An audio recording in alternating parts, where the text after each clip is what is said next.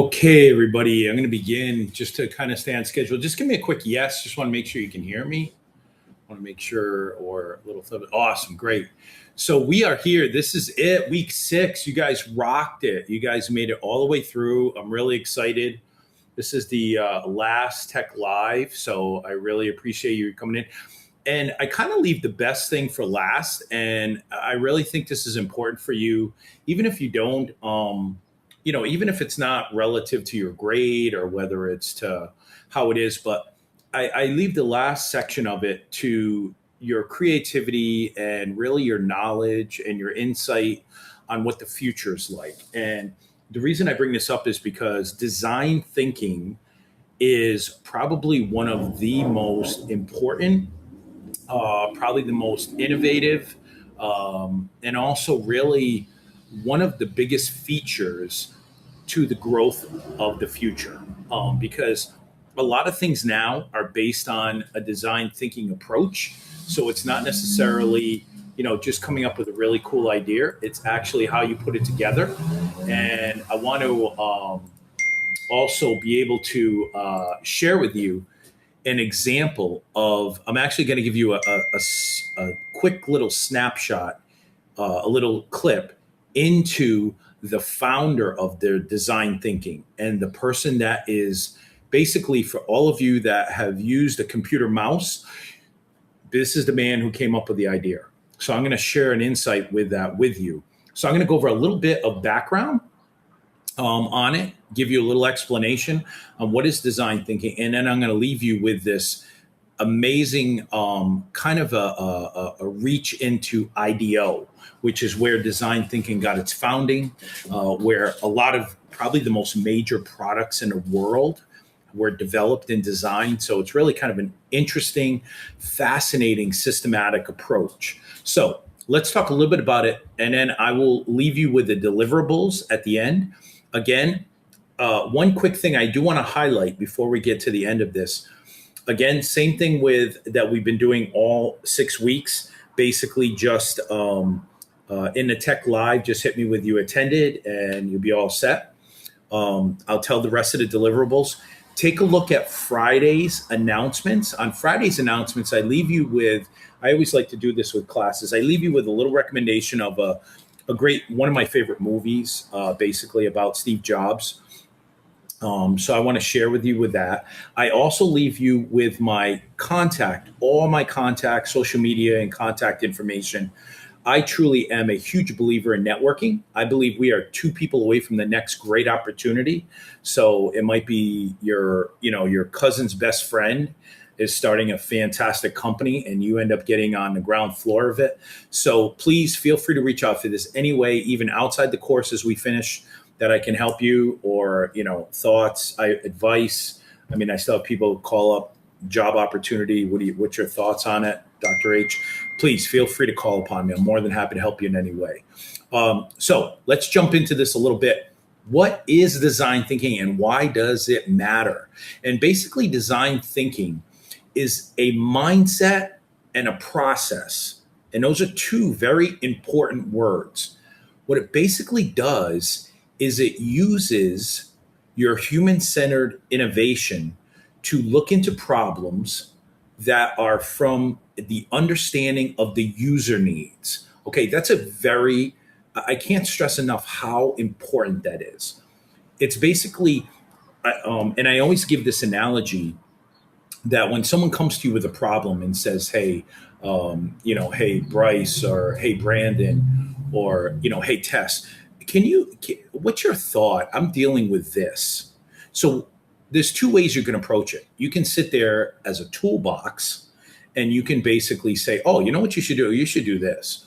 Or you can sit there empathetically and put yourself in that individual's situation and look at it from his or her perspective.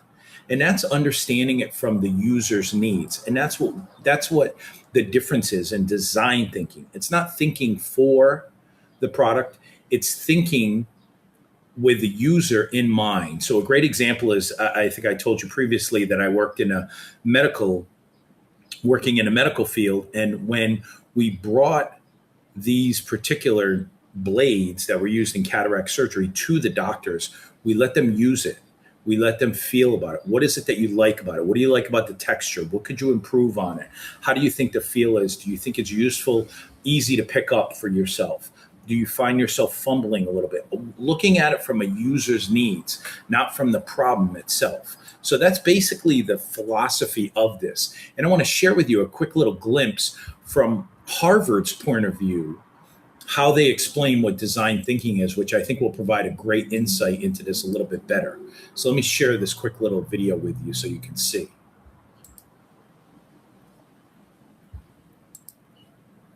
Companies set. Oh, sorry, here we go. Hang on, let me just fix this. Apologize. Gotta put the right connection in here for you. All right, here we go. When companies set strategy, they often stumble. Either they collect a lot of backward-looking data, which doesn't tell them what future customers really want, or they make risky bets based on instinct instead of evidence. Design thinking is a strategy-making process that avoids these mistakes by applying tools from the world of design and shifting the focus to human behavior. Popularized by David M. Kelly and Tim Brown of IDEO and Roger Martin of the Rotman School, design thinking has 3 major stages. First, invent a future. Form a few theories about what customers might want but don't have by immersing yourself in their lives. Instead of polling them about specific products or services, observe and ask questions about their behavior. Next, test your ideas out. Use iterative prototyping with good enough products or services and conduct a few quick experiments to see how consumers respond. Adjust the product, the pricing, or the positioning accordingly. Finally, bring the new product or service to life. When you've got a winner, identify the activities, capabilities, and resources your company will need to actually produce, distribute, and sell it. For example, when senior managers at Procter & Gamble wanted to turn around the skincare brand Oil of Olay, they began by observing shoppers in both mass retail channels and high-end department stores.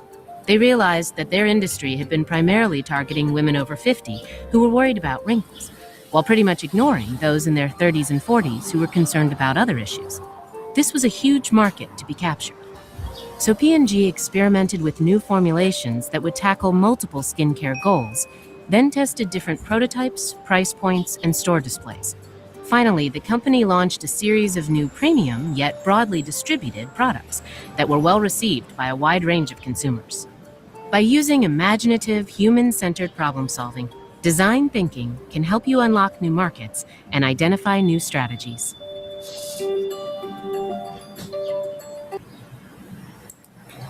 So that's an example of what it performs there for you and allows you to do this really innovative approach in looking at how you invent coming from a different perspective than normally done in that way. So it kind of gives you an examination. So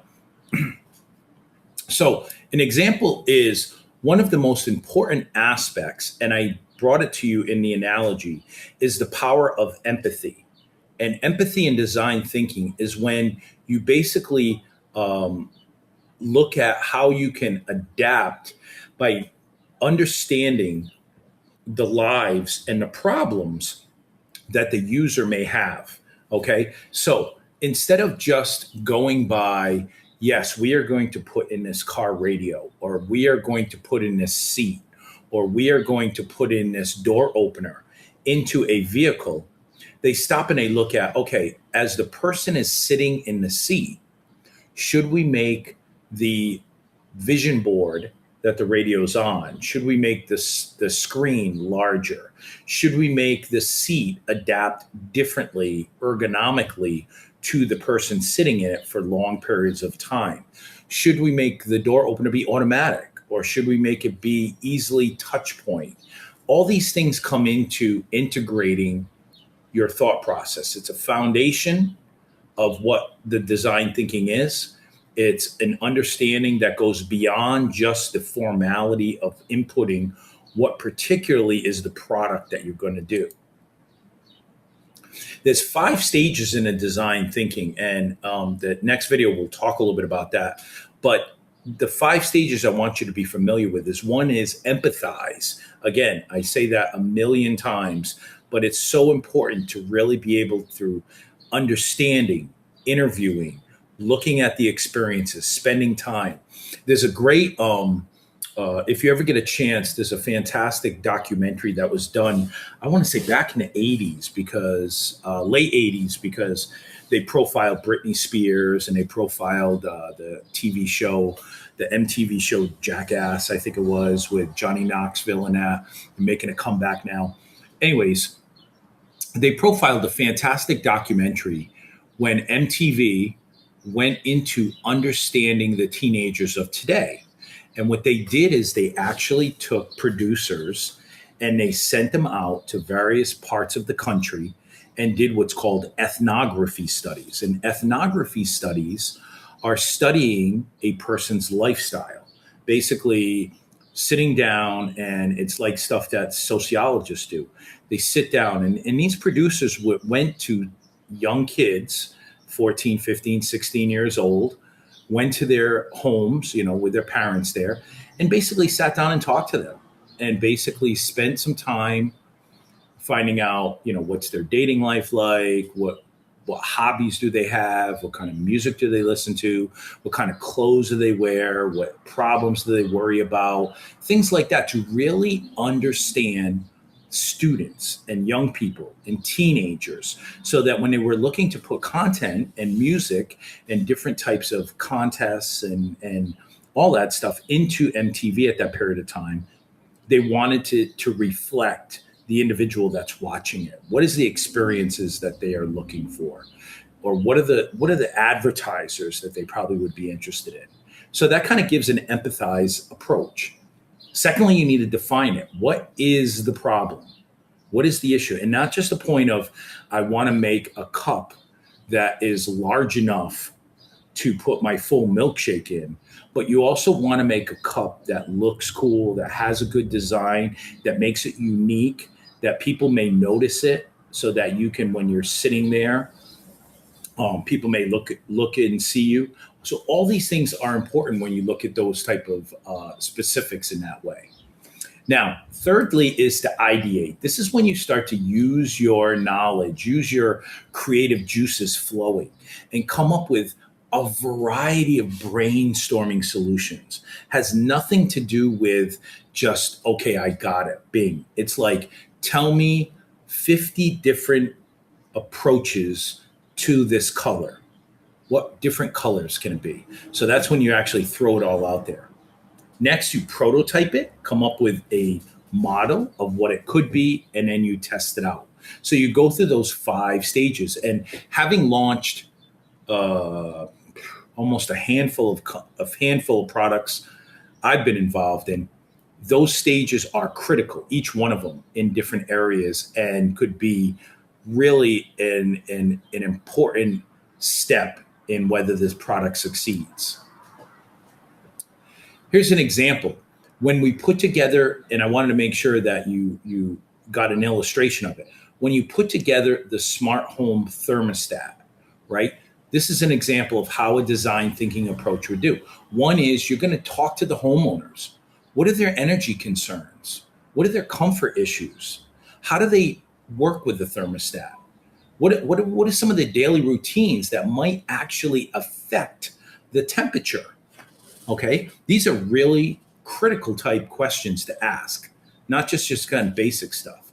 So empathizing, sitting down, getting to see what the day-to-day homeowner is dealing with, right?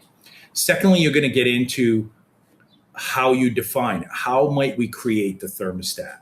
Looking at, we want to make sure with the habits, make sure we reduce energy, make sure we make comfort. How are we defining the problem? Okay, so you want to do it in that way. Thirdly, you're going to brainstorm everything from, remote access to sensing, to voice control, to automated from your phone, mobile use, being away, having sensitivity to it, all kinds of things, right? And then you even got to really get into some bizarre stuff. Like, what if the dog is in there? How is that going to affect the temperature of who's in there? What if you're not home for a period of time? What if someone else is going to be there later on in the week? How can I access? So you really got to throw those out there. Then you prototype it, come up with an app, an interface, and physical mock-up. And then you do trials and looking at it and how you can actually reconfigure or give feedback. So that's an important element as you go into. So why has design thinking become so popular and so critical to the overall aspect? A couple things. One is it's user-centered solutions. You have a team, you have people that are actively working to be able to align innovation with real user needs, okay? Not just something that's perceived. Second, you balance innovation with risk-taking. So basically you're able to stretch it a little bit. Some things are really out of control, crazy, but yet you can bring it back by some validation aspects with others. You have risk reduction. And honestly, I can say from experience, when you do work with the user, okay, like an example, say you want to build a car to a individual's liking, and you sit down and build it. What color do you want? What's important about the seats? What do you want in the interior? What do you want in the outside sleekness and design? What's important to you? Comfort, technology, design, color, all these things. When you build it, you more or less will get more important investment knowledge from the user and will defray the possibility of not liking it or having what's called risk reduction. And then lastly, of course, you get cross-functional collaboration. What does that mean? That means that truly research and design and marketing and sales people have traditionally always hated each other, always. And any company I've worked with, it's not been a very good thing. And I've been always on the marketing sales side because you want to make sales. You want to sell things. You want to basically get things off the ground and into the consumer's hands. Where research and design people, they want to make the perfect item. So they sit there and they think and they analyze and they come up with another plan and they try to improve it. And so you got one people that want to make the perfect product, and you got the other people, you just want to get it out the door and sell it so you can make money and get a commission. So it becomes but when you do this in design thinking, as you'll see it in action, you see it's a cross-functional team in all aspects. So why is this essential for marketing? Again, it's a solution-focused approach, not a persuasive approach, not telling you you need this, telling this will solve your problem. I hear you. I've heard you. I've taken into consideration what your needs are, and I have something that can fix it. That's the difference. It's not you're pushing it, you're having them embrace it. Okay, it's a difference between cost and investment. It's a different in the way it's approached in that way. So let me share with you, again, one of the key things was the Apple mouse done by IDEO. And I want to share with you a clip of IDEO so you can see just what it's like inside this fascinating type of goldfish bowl of ideas. So let me share this with you quickly.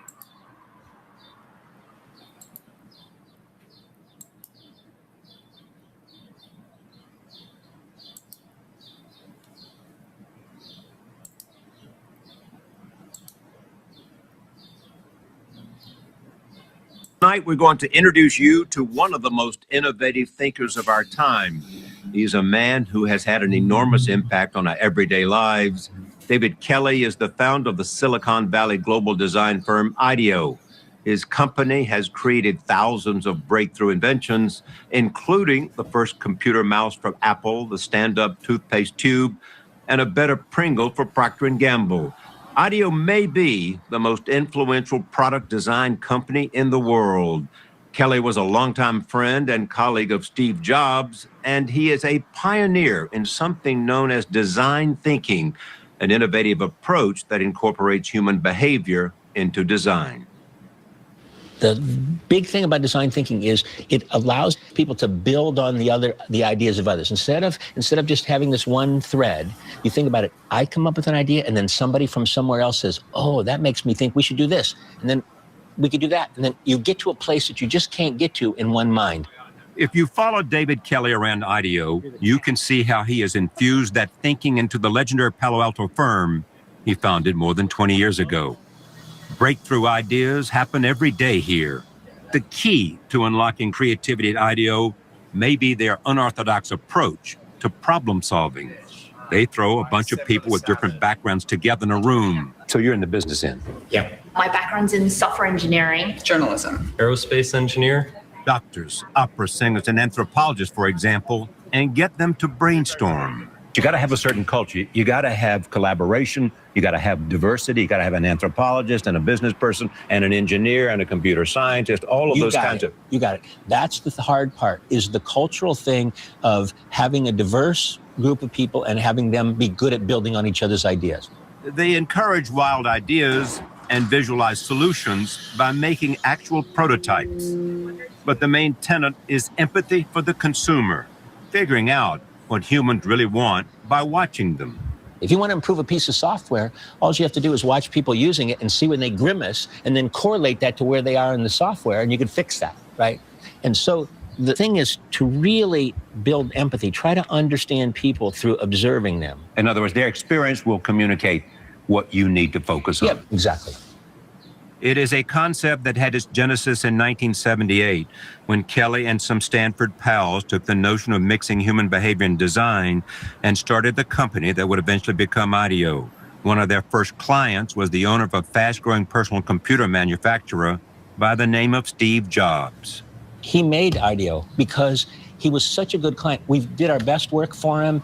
We became friends, and he'd call me at 3 o'clock in the morning. At 3 a.m.? Yeah, we were both bachelors, so he knew he could call me, right? So he'd call me at 3 o'clock, and he just, like, with no preamble, hey, it's Steve. First, I knew if it was 3 o'clock in the morning, it was him.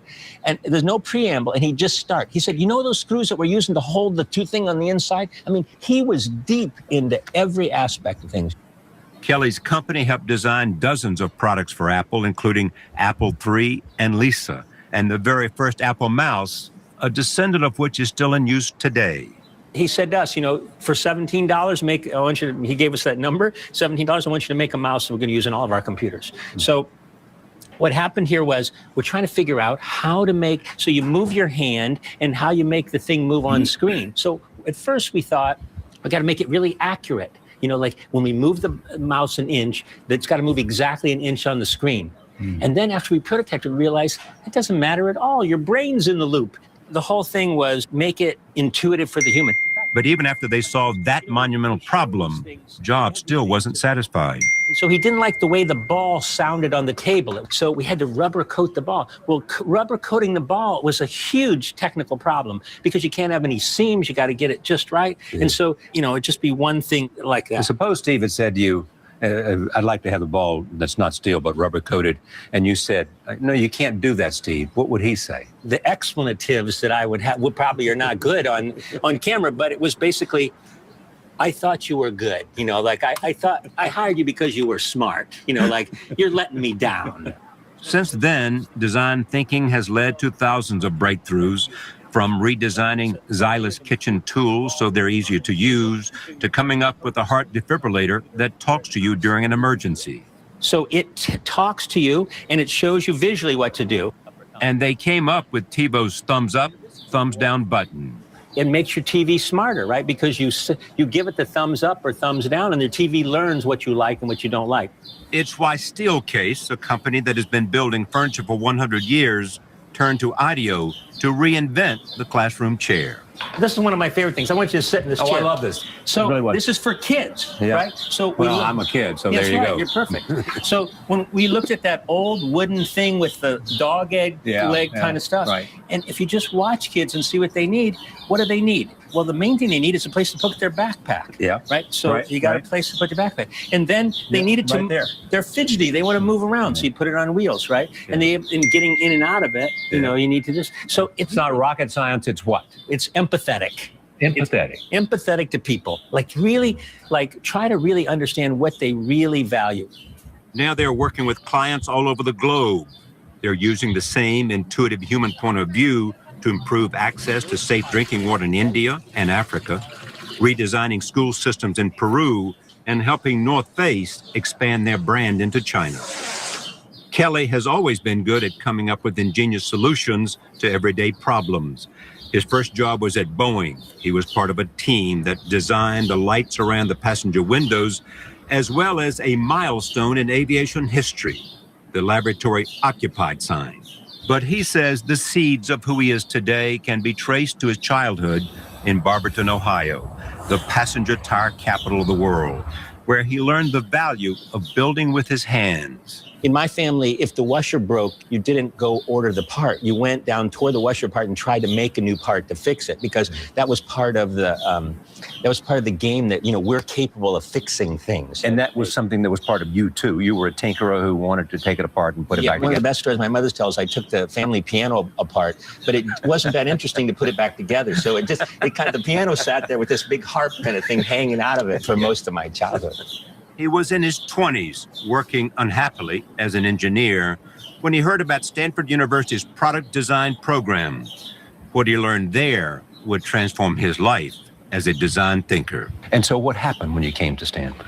So I get to Stanford, and it was heaven. Stanford was the synthesis of kind of art and engineering, and it was wonderful. It was shortly after that Steve Jobs came into the picture. For over 30 years, they worked together and were close friends. What's the biggest misconception about him? I think the misconception is around that he was kind of like, like malicious. He was like trying to be mean to people. He wasn't. He was just trying to get things done, right? And you just had to learn how to react to that. He did some lovely things for me in my life. Jobs introduced Kelly to his wife, Casey Branscombe. And Steve Jobs was also there for Kelly when the unthinkable happened. In 2007, Kelly was diagnosed with throat cancer and given a 40% chance of survival. Jobs, already suffering from his own deadly cancer, gave him some advice. He came over and said, look, don't consider any alternative. Go straight to Western medicine. Don't try any herbs or anything. Why do you think Steve said, don't look for alternative medicine, go straight to the hard stuff? I think in his mind, he had made a mistake that he had tried to cure his pancreatic cancer in other ways other than, he just said, don't mess around. When we both had cancer at the same time was when I got really close to him, and I was at home, like sitting around in my skivvies, waiting for my next dose of something. And I think it was the day after the iPhone was announced. He had one for me. Right? An iPhone. Your own iPhone delivered by Steve Jobs right after it comes out. It was a lovely feeling. So he decides to hook it up for me. So he gets on the phone to AT&T, and he's going to hook up my phone. And it's not going well. So This is such good news for me. eventually he pulls the I'm Steve Jobs card. He says to the guy, I'm Steve Jobs. I'm sure the guy on the other end says, yeah, buddy, I'm Napoleon, get out of here, right? But anyway, so he never did really get it hooked up. hooked it up? No, not that day. Yeah. But But he was close. What did he teach you about living with cancer? Steve focused more on his kids, I think, than anything, and made me fight more to survive. And so that focus on family, was something that he taught me. You care deeply that you watch your daughter Yes. as she continues to grow. And It's about her. What was her life going to be like if I died? That's really motivating. it was around that time that Kelly decided to commit himself to something even bigger. And why he approached Stanford University and a wealthy client named Hasso Plattner with the idea of setting up a school dedicated to human-centered design. He thought that was a great idea, and he said he'd help me. And I said, thank you. And then I went back, and You had no idea what he meant. No. The development officer at Stanford says, when a billionaire says, I'll help you, you should call him back right away. So it turns out Hasso funded the whole thing. He's $35 million. Yeah. He said, how much you need? I wish I'd have said $80 million. He said yes to whatever I said, I think. Kelly now runs a groundbreaking and wildly popular Hasso Plattner Institute of Design at Stanford, the D School. Okay. It is recognized as the first program of its kind dedicated to teaching design thinking as a tool for innovation, not just to designers, but to students from all different disciplines.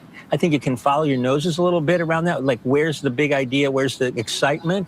twice as many Stanford grad students want to take classes as are seats available.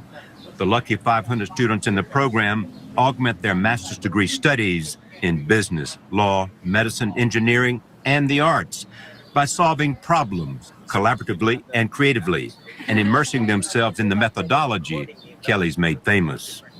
But there are no degrees. It is something Steve Jobs talked him out of. He said, I don't want somebody with one of your flaky degrees. Very sweet, right? I don't want them working for me. Yeah, I don't want that working for me. If they just have your flaky degree. But if they have a computer science degree or a business degree, and then they've come and have our way of thinking on top of that, I'm really excited about it. Today, his cancer is in remission. He spends more time doing the things that he cares about most, including tinkering in his workshop with his 15-year-old daughter. So, Claire, tell me this. What happens here? Everything. Really, everything. Yeah, so Claire and I come here to do projects together. Our big project is right over there presently, which is to make a 3D printer. It's called a printer bot. And it's a little machine that makes 3D objects, like a printer that puts ink on a page. This makes something three-dimensional. His love of making things is as much a part of his DNA as his appreciation for the car, which he calls the most important object in our lives. So why do you like it? What does it mean to you? Well, you know, it's about the same vintage as me, and it just makes everybody smile. Okay, I like the sound of the motor. Almost every day you can find David Kelly driving his 54 Chevy pickup truck between Stanford and IDEO, inspiring the design thinkers of tomorrow and quietly shaping the future. My theory is that sometimes life squeezes out the best of us. I've never heard that, but that really resonates with me. So if I could write the first line of your epitaph, it might be, David Kelly, help people find the confidence in their creativity That'd be lovely. and change the world. Yeah. So that kind of gives you a little bit of a background. Fascinating. I mean, I just, it's really kind of interesting because every time I actually watch it, I end up learning something else, something new in that way. So I wanted to share that with you because I think that really kind of goes to the essence of what it is beyond. I mean, all of you here, and I don't want to kind of belabor, but all of you here are taking a course and trying to be able to get. But I want you to take away from it, especially as you get in this last Tech Live, of the importance of the humanistic side of the marketing and innovation, because that's where it's at. And you can see when it always still mystifies me when he talks about the mouse working with Steve Jobs, that piece, that little thing that we have here that we all use now is a descendant of, what he and Steve Jobs put together in that day, and how that little ball that is, some of you probably know was so irritating. Sometimes when you get fuzz on it years ago, and when it wouldn't slide that well, but it just has to have that slight grip, just enough to be able to work its way around the computer screen. It's just really interesting. So, but I will upload this too, just so you can see it. I think some people, it was kind of whether the sound was going in and out or not. So I just want to make sure. But a couple things as we finish up here. Again, the evaluation period has begun. So if you're going to receive emails that allow you to complete a survey, appreciate your help. And again, it's completely anonymous. So appreciate very much. Again, it's been awesome working with all of you. Okay, our deliverables for this week. You have the Tech Live reflection. Again, do it as you normally would. If you're here, you're all set. Just basically put it in there. Secondly, be able to, you have the Module 6 discussion board A and the discussion B that you have to do. And then the Module 6 paper that's there. And again, that's modeling the design thinking process that goes into that. So again, you're going to basically look at that Kickstarter website, and you're going to explore some of the new ideas and choose to choose one to use as your new product or service that you would model the design thinking process from. Okay. And then what you're going to describe that product, you're going to design kind of an outline for that.